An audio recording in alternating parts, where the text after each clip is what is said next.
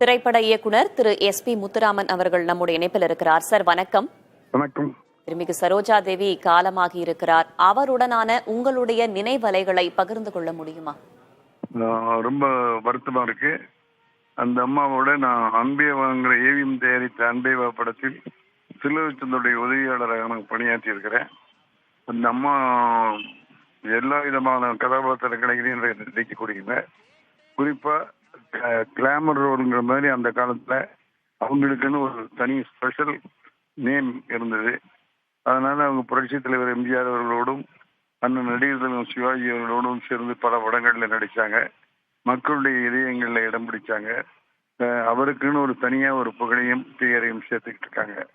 ஆகவே அப்படிப்பட்ட அவருக்கு முதல்ல வரும்போது தமிழ்லாம் பேச வராது. ஆனா அவர் பேசுற தமிழே ஒரு மடலையான பேச்சா ஒரு பீச்சு குரல்ல பேசுவாங்க.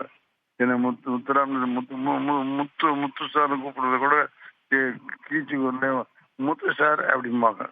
அம்மா ஏமா முத்து சார் சொல்றீங்க, நல்ல வாய்ஸ் இருக்கு உங்களுக்கு, நல்லா கூப்பிடுங்கள.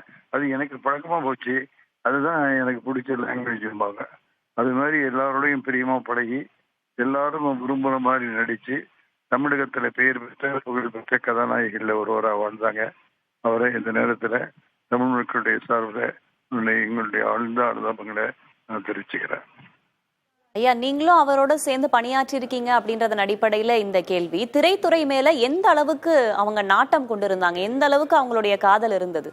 நிச்சயமா காதல் இருந்ததுனாலதான் அவ்வளவு நடிக்க முடியுது, இல்லாட்ட முடிச்சிருக்க முடியாது. எல்லா விதமான கதாபாத்திரங்களையும் நடிக்கிறாங்க அப்படின்னு சொல்லி சொன்னாலே அவங்களுக்கு திரைத்துறையில காதல் இருக்குன்னு தான் அர்த்தம். ஆகவே அந்த மாதிரி காதலோட அதுவும் நம்முடைய தமிழை கத்துக்கிட்டு தமிழ் படங்கள்ல பலவிதமான கதாபாத்திரங்களை நடிச்சு பெயர் பெற்றார்கள். நிச்சயமா அவங்களுக்கு திரைத்துறையில நல்ல விருப்பமும் பிரியமும் இருந்தது. நான் அவர்களோட அன்பேவா படத்துல உதவி இயக்குனராக பணியாற்றி இருக்கேன். திரைக்கலைஞர் என்பதை தாண்டி அவங்க கிட்ட எந்த குணம் உங்களை ரொம்ப ஈர்த்தது, எந்த மாதிரியான குணம் உங்களை வியக்க வைத்ததுங்க ஐயா?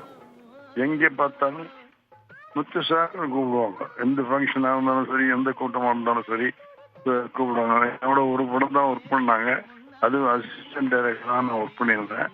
ஆனால் அந்த பிரிய அவங்கள விட்டு போகவே இல்லை. எப்பவும் கூப்பிடுவாங்க, கூப்பிட்டு இவங்க எப்படி இருக்காங்க, சரவணன் சார் எப்படி இருக்காங்க எல்லாம் விசாரிப்பாங்க. ஆகவே அந்த உறவும் பாசமும் ஒரு இடத்துல இருந்தது.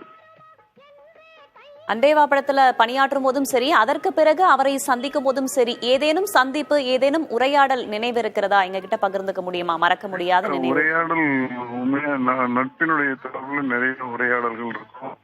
நடந்த பல விஷயங்களை சொல்லி சிரிப்பாங்க. மலரும் நினைவுகள் போல அன்பேவா படத்துல ஷூட்டிங் போது நடந்த விஷயங்களை எல்லாம் சொல்லி, இப்படி நடந்துச்சு இல்ல, இப்படி எம்ஜிஆர் பண்ணார்ல அப்படின்னா கேட்பாங்க. ஆகவே அந்த நினைவுகள் இருந்தது. படத்தில் நடிக்கிறோமோ நடிக்கலையோ அந்த தொடரும் ஈடுபாடும் நட்பும் தொடர்ந்து இருந்தது. நன்றி திருமிகு SP முத்துராமன் இணைப்பில் வந்தமைக்கு.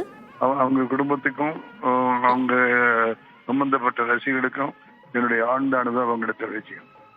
நிச்சயமாக நன்றி.